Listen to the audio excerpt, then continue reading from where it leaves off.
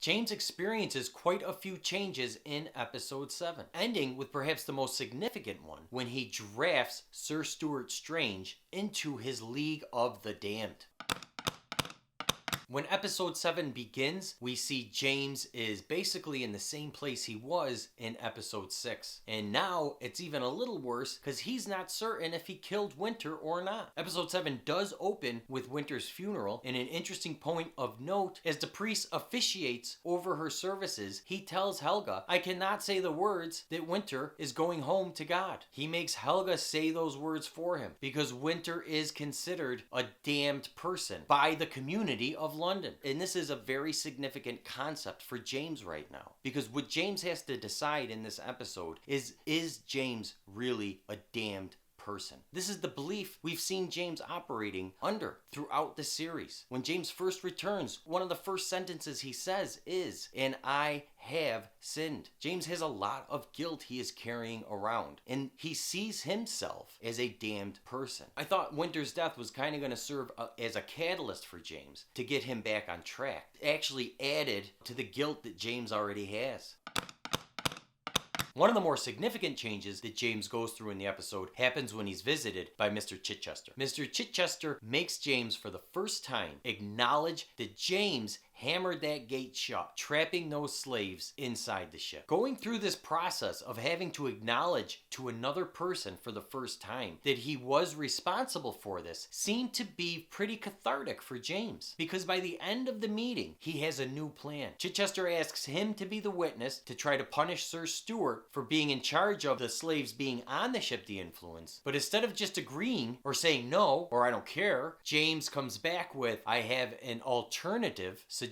And so right there we see James is back in the game and ready to continue with his plan. James is not reacting to Chichester out of fear. James doesn't fear being the witness against Sir Stuart. James saw an opportunity for him to continue advancing his plan. Now, how do I know James is not afraid to be a witness to Sir Stuart? Well, they've made it very clear to us that James doesn't really fear anything, including losing his life. There's two different scenes where James has a gun on him, ready to fire, both in the duel and in this episode when Helga is taking shots at him. And now most people will tend to run away from a gun, but James just sits and watches to see what's going to happen. So we can definitely assume that James is not afraid of death. And if he's not afraid of death, that he's not afraid to be a witness against Sir Stuart. A little bit later, we see James at his desk, and he's writing letters, and he also talks to Robert about keeping the key for his safe. So we see that James definitely does have a new plan. So James is back on track.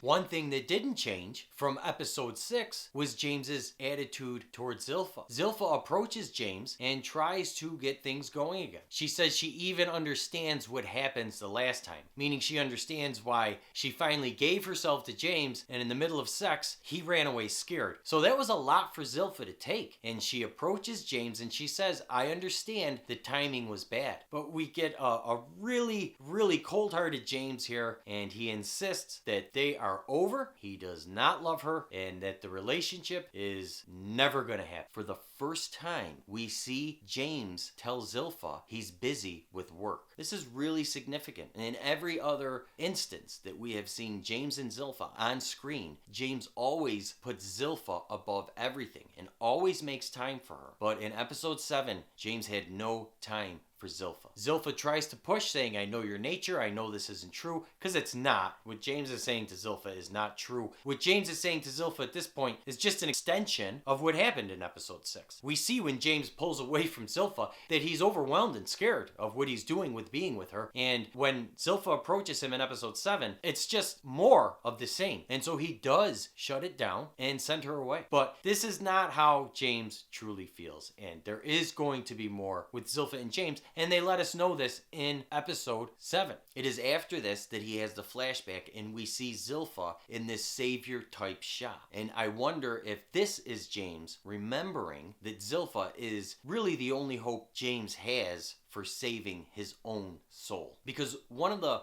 major things about James is Zilpha and Salish are the only people that make James feel like he's worthwhile, a valued person.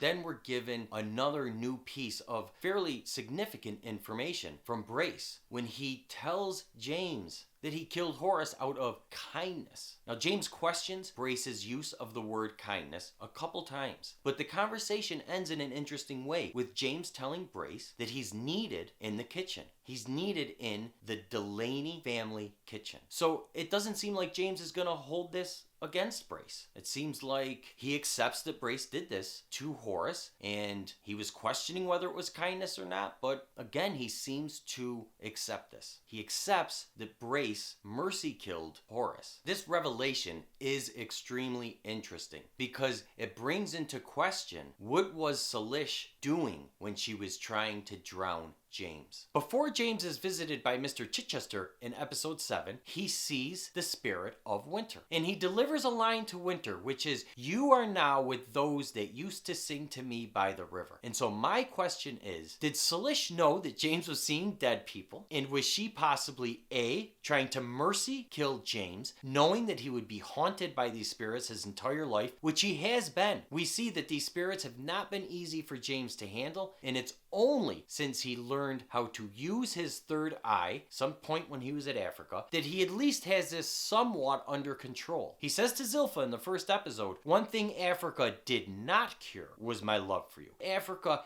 took this gift of his to be able to know about dead people, to use his third eye. And instead of having it open all the time and being susceptible to being tortured or haunted by dead people, they taught him how to control this gift so that he could turn it on and off. And this is what James meant by what was cured in Africa for him. So I think it's very possible that what we're going to find is Salish was either A, trying to mercy kill him, or B, perhaps she was going through a ceremony that could help him use his third eye better, or maybe shut the third eye off so that he would not be haunted by these spirits his entire life.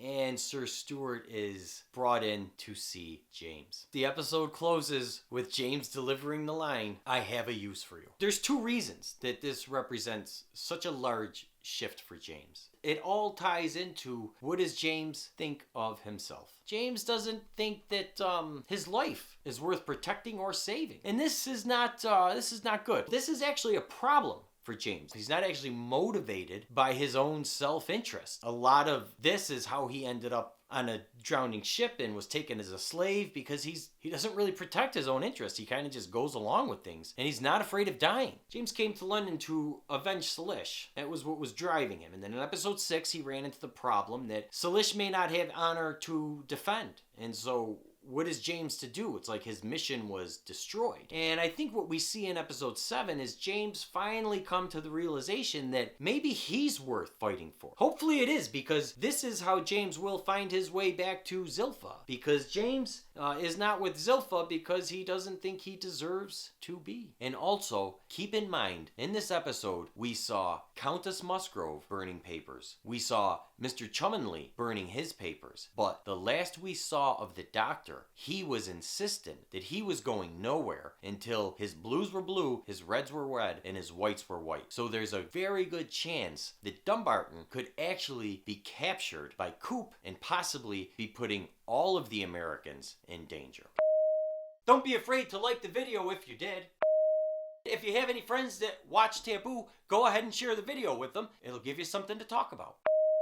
If you want to make sure you catch all of our videos on Taboo, go ahead and subscribe, hit the bell, and you will be notified every time we upload one. You have a great day.